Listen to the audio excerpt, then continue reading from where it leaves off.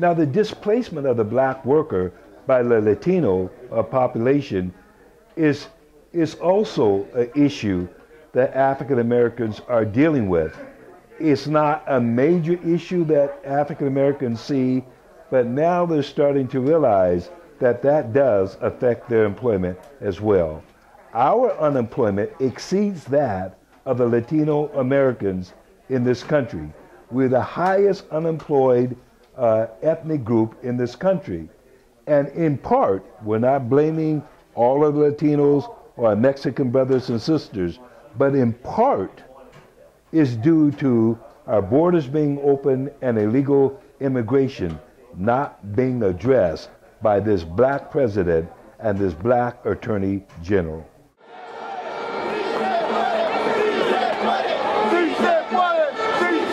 These people also claim that the immigration system is unfair to our Latino brothers and sisters.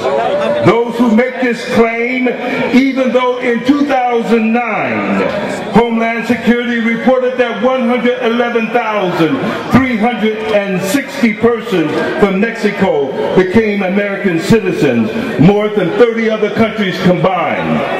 In 2008, 231,815 Mexicans became naturalized, again far exceeding any other country in the entire world, and yet they want to call America.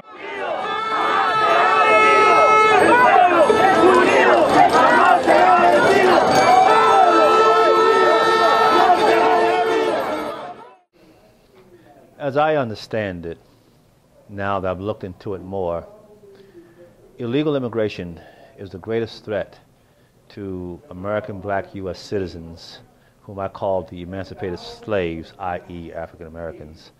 It is the greatest threat to us since chattel slavery itself. And consequently, it is the greatest threat, the gravest threat to the security of the United States since the Civil War. We have to stop illegal immigration in all of its aspects, from coming across the borders to what we call ethno-racially purging us from society, that is taking our jobs, our housing, our education, our healthcare, our welfare, our neighborhoods, our government and political positions, our religion. They're literally pushing us out, but they're also hijacking our very national birth and identity rights, i.e. the 14th Amendment that they have twisted and perverted for themselves. If this thing continues, then you will see the end of black people. And that's why I am fighting it, because it is a huge threat to us.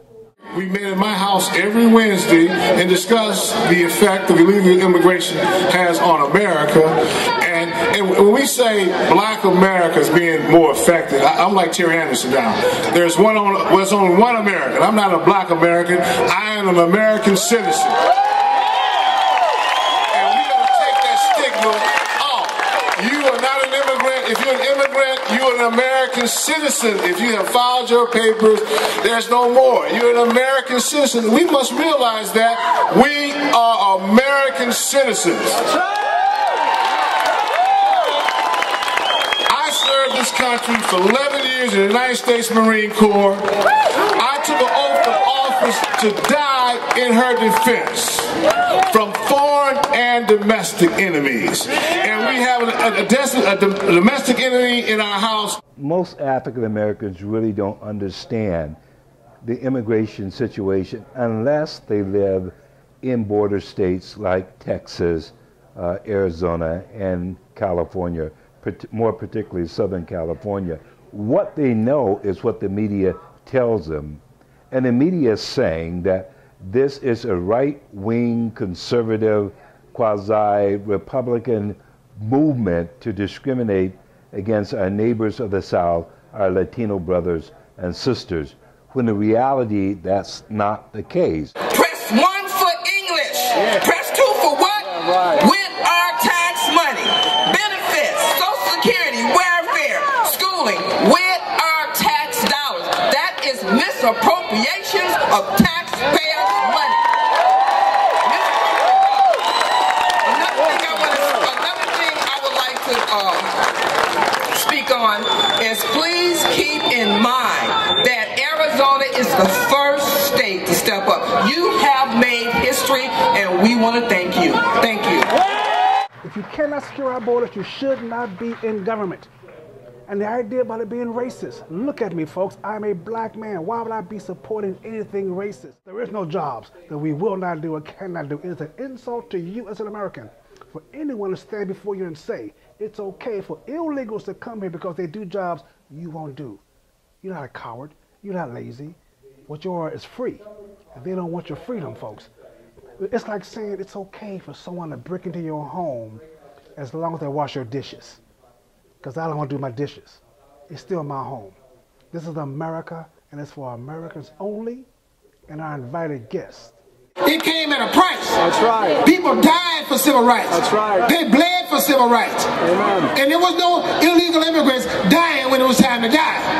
That's right. They leave that to somebody else. But now the rights have been won, now it's time to come and collect. Now I got to speak Spanish to work at McDonald's? No!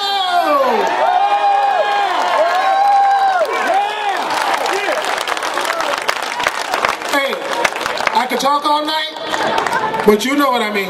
Thanks. Black people are being more devastated by, while it hurts everybody in the country, of course, but black people, they said to me, are hurt more by this than anybody else in the country. And they were, of course, absolutely right.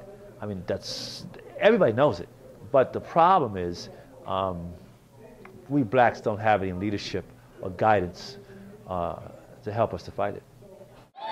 Number one, this is, at this point in time, the cradle of our democracy, of our republic. It begins and ends right here in Arizona. Okay? You guys have kicked the door open in ways, the genie's out of the bottle now. Every other state is looking at what Arizona has done and trying to follow your lead. There's a congresswoman, black congresswoman, was a part of the Congressional Black Caucus. And we asked her, why doesn't the Congressional Black Caucus stand up for us and stop this madness? She said, we're scared of them, the Hispanic Latinos. I said, what are you scared of? She said, we're scared of their numbers. I said, what do you mean?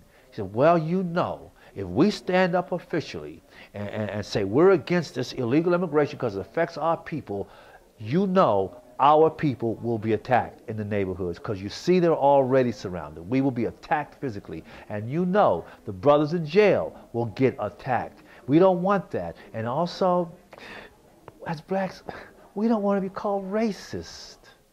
And of course, the next thing was those numbers, those are the voting numbers as a Democrat. That's what she was looking for. Now that particular congresswoman is retiring because she knows the gig is up.